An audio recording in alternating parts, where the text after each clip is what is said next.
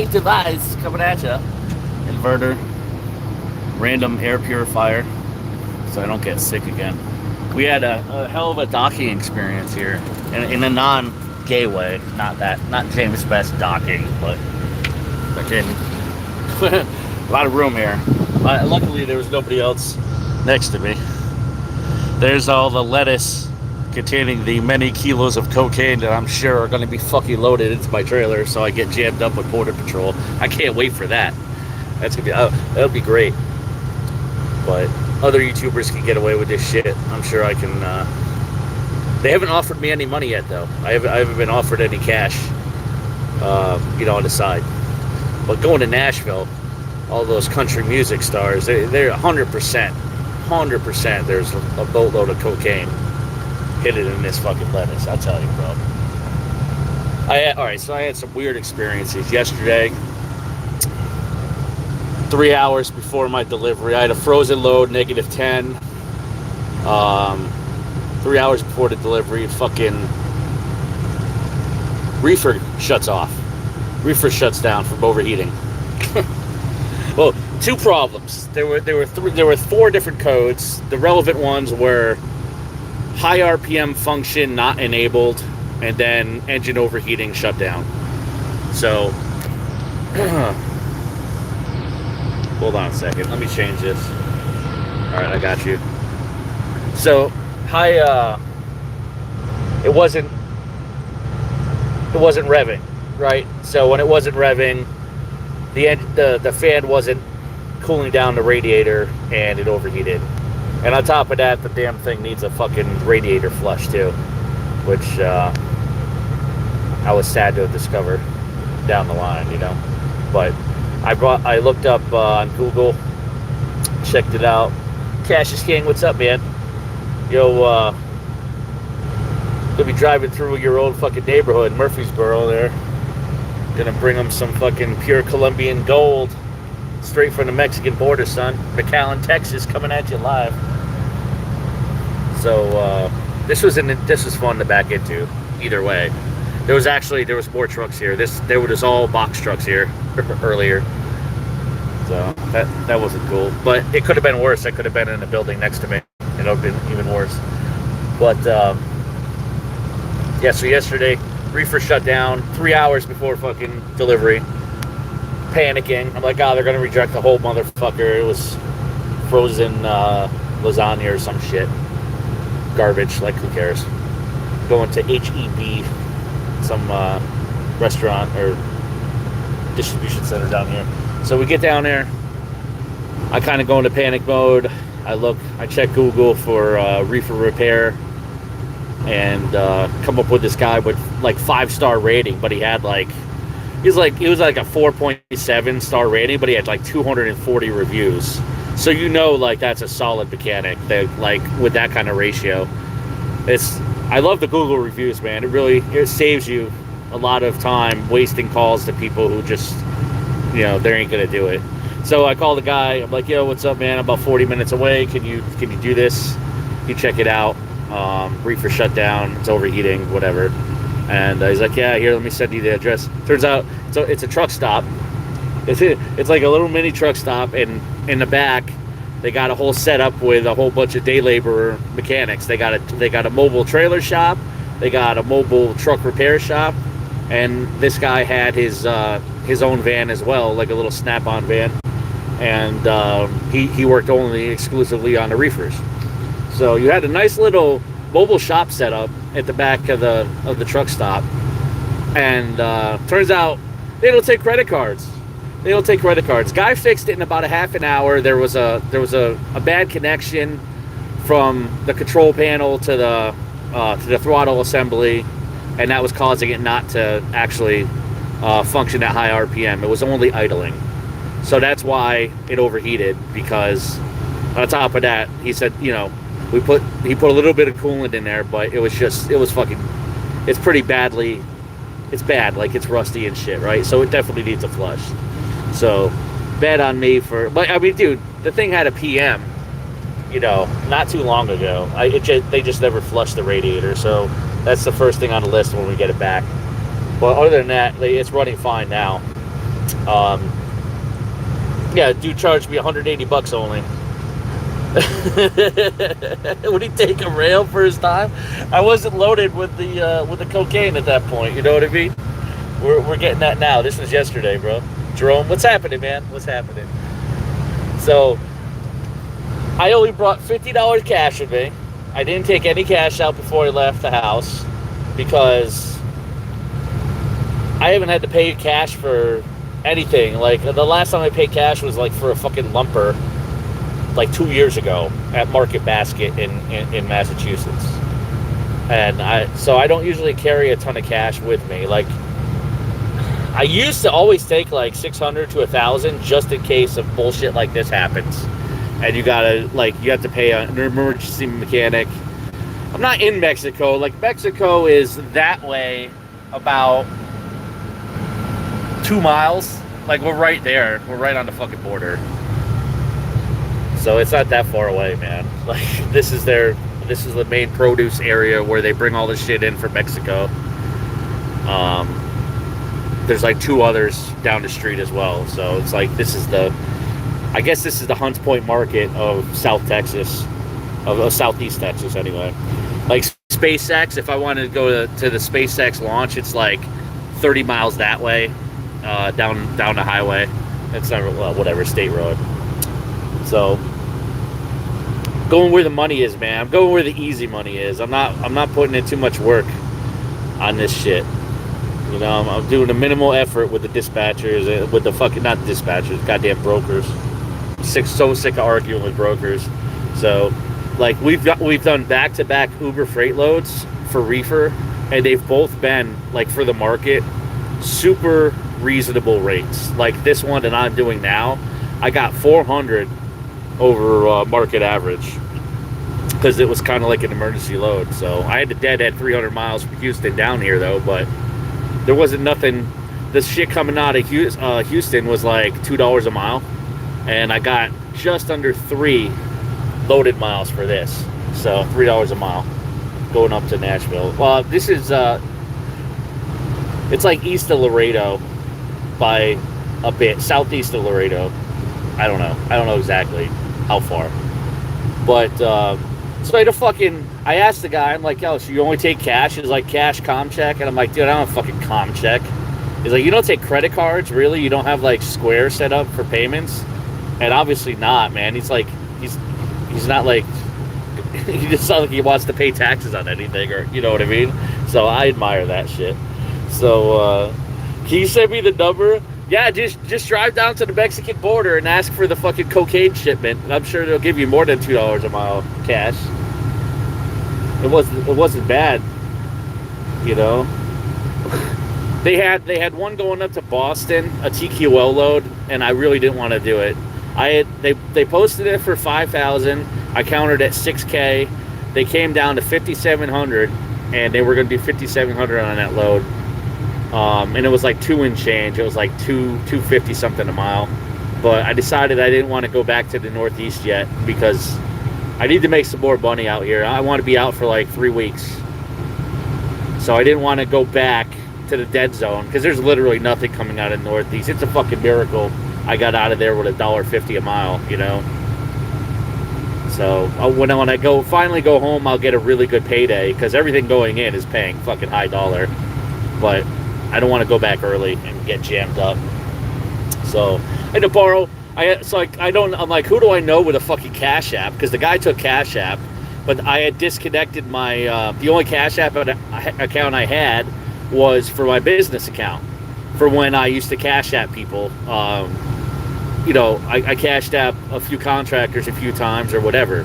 So that was only attached to my business account, and I had since deleted my fucking debit card. I kind of realized, I'm like, dude, it's kind of stupid to have your business account debit card that at the time had like over $100,000 sitting in it. If that shit got hacked, like I would have lost that money with zero recourse. Like with a debit card, you have no chance of contesting it. They just fucking steal it. So I kind of was like, yeah, this is a bad choice. So I ended up deleting the debit card on that. My wife doesn't use that shit, and she was at work anyway, so I couldn't call her to fucking go set it up. So I'm like, all right, well, James Best is available. I'm sure he has fucking Cash App money. So I called goddamn James Best. I'm like, dude, if you Cash App me $130, I'm kind of in a fucking jam. I don't have any cash. And he's like, whoa, there's no ATM. Like that. It's not that there's no ATM. I don't have a fucking debit card to get any money out. You know, like there's no way I could actually get fucking cash. But so he was cool, man. No questions asked. Dude fucking did me a solid. And as soon as my wife got into work, I had her set up a Cash App account and I paid him right back. But fucking annoying shit, dude. From now on, I'm just gonna carry the money with me. You know, it's like the first time I kind of got caught with my pants down without having cash money. Like it's always a good choice just to have it in case some bullshit like that happens. So we dicked around. After that, we made it to the delivery. They fucking didn't reject anything. We got paid a little bit of detention money. Everything went well. Then I jammed down here last night into the morning. Dude, it's fucking 75 miles an hour the whole way. Nobody on the fucking road. Going back is going to be different because I'm going to have to go through the border control on Interstate 37. I think there's two options I have. I could skip up through fucking Houston again, or I could go straight up all the way up to Dallas. Through San Antonio, Austin, Dallas, and then cut east across and go through Arkansas, which I think that's the route I'm going to take because it's all interstate. This other way has some state highways and shit going through town. I really don't want to have to fucking start and stop with 40,000 in the box. It's just, I don't like doing that. I don't like doing that shit. My fucking clutch brake already is in rough shape, which is annoying. So instead of grinding gears, I have to every time I have to start off from stop, I have to fucking turn the engine off to get it into gear because I don't want to fucking grind the transmission. So that's new. It must have just gone out because when I took it out to Vegas and back, it wasn't an issue. But you only use the clutch brake from starting off anyway. But still, it's like I don't want to fuck my transmission up. Got enough other, this truck's been pretty solid for the whole time I've had it. The only time it fucked up is when other people drove it. So I got lucked out, man. So, fucking dog is just chilling. She's just passed out, man. She's in a different world. But yeah, we're doing all right, man. It's fucking, I don't know where I'm going to go from Nashville. I'm supposed to be there on Friday morning, so I'm going to find something out of there for picking up Friday, and wherever the road takes me, where the money is. I'm not trying to get into any markets that, whatever, man. If I could always go down to Florida and come out because they have some halfway decent paying loads coming out of Florida for reefer, but a lot of them are fucking nursery deliveries, and you gotta tailgate that shit, and it's like 10 stops. I'm not interested in doing that stuff. So I'm just gonna go where the easy money is, man. I'm not gonna fucking dick around with brokers all day. But hopefully we'll get another Uber Freight load coming out of the Nashville area. We'll see what happens. But other than that, man, nothing exciting. We're just kicking it. I'm kind of getting back into the YouTube groove again. I subscribed to a bunch of channels I hadn't watched in a long time, and a lot of new shit going on. There's so much less drama, man. It's like a breath of fresh air that people aren't at each other's throats anymore, and there's not like people snitching other people out all the time, or maybe there is. I'm just not partaking in it, or I don't see it anymore. But I'm trying to make the conscious choice to avoid it because it's so addicting once you start watching it. Because you just want to watch people getting fucking owned left and right. You know what I mean? So, Carlos S., what's happening, man? Are you still in business in Connecticut? Because I don't know what the hell is going on up there, man. There ain't no fucking rates up in Connecticut, dude. Rest Area Raccoon checking in. What's up, man? My favorite YouTube fucking name of all time. I don't know why. It's just fucking hilarious because Rest Area Raccoon is going to be up to some fuck shit. Dude, hey, you say Mexican Coke, Dutch. All right, I'm going to zoom in. These are all Mexican drinks over there on that other dock. Like this, right? Hold on. Where's my finger? Oh, gross. That's Mexican orange soda. That's Mexican grape soda. Like, that's all Mexican soda over there. So I was actually considering walking over there and buying a case of shit, but I don't drink sugar anymore. I stopped consuming sugar. I didn't stop carbohydrates altogether. How the fuck do I zoom out? There we go. Like, I'm not on keto or anything, but I just stopped. I stopped with the sugar shit, man. You know, I just don't want to do it anymore. And I'm finally starting to be happy with just drinking water and like Gatorade Zero. Fucking 0 calorie energy drinks are a must at like 2 o'clock in the morning. But yeah, there's Mexican soda on that dock over there. That was one of the first things I noticed. I thought about Coach. Like, oh, the trucker's Coach.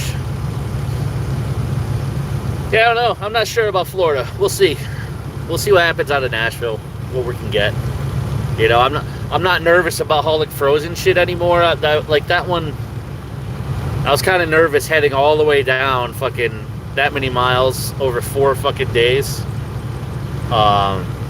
With the reefer running basically continuous, because I had it on start-stop, but it ran the whole time. You know, it wasn't doing a great job at maintaining -10 either. It stayed around fucking. It ranged from like -4 to 4 degrees, and then it had to defrost like every fucking hour. You know, and then it would never regain to -10. But at night it did all right. It start-stopped at night. It was no problem. Tijuana is on the other side of the country, my man. Ass kicking Adam, man. What's up, dude? I'm picking up a load of lettuce-infused fucking cocaine here at the Mexican border, and I'm bringing it to Taylor Swift's house in Nashville. I'm going to see if I can call up Kid Rock when I'm over there and hang out at his place, and I'll just be like, yo, man, I got the party. Let's go. I get the invite. Hang out with Kid Rock and shoot some guns or something. Who the fuck knows? So, all right. I just wanted to check in. I didn't really want to do a recorded video, but I had a whole bunch of interesting stories to tell on those fucking what happened yesterday, because that was kind of a fucking heart attack moment. I'm like, fuck, the entire trailer's gonna get rejected because the reefer shut down. But that's why I'm still not cool hauling like raw beef and raw chicken, like the stuff that's big money. You know, that makes me a little fucking nervous. I'm gonna stick with the low value items, you know what I mean? And without top-notch equipment, like a brand new reefer or something, that just seems like a bad decision that it's just gonna end up costing me in the end. So I'm gonna be careful about that. Oh, we got a fucking trailer washout in Houston last night too. Took up like fucking 3 minutes, but I mean, it came out clean. $44 for like 3 to 5 minutes. I was on the phone with fucking Team Tiny the whole time, but like they were done so fast. So, I get apparently word on the street is local guy is calling around to all his old YouTube contacts and begging them to let him sign on because he just wants to run Amazon, and he basically has the truck that he hasn't finished paying for, and he can't get it signed on anywhere else. Like he basically, you know, stole the truck at this point. He owes my mechanic fucking, you know, over $4,000 in repairs. He owes me still fucking $18,000. But apparently this dude now, he's trying to get the truck signed on somewhere where he can run Amazon, and I guess everybody's rejecting him because the truck won't pass a fucking DOT inspection, and he doesn't have any goddamn money to fucking fix it either. So whatever, man. There's some fucking karma. So yeah, not only did James Best tell me that yesterday, but then Team Tiny told me that last night as well, that he fucking asked him that shit. I'm like, you gotta be kidding me. Is he just calling everybody? He didn't call me. I'd let him come back and run Amazon. I'll fucking go get a new authority just for him so I can get my money back.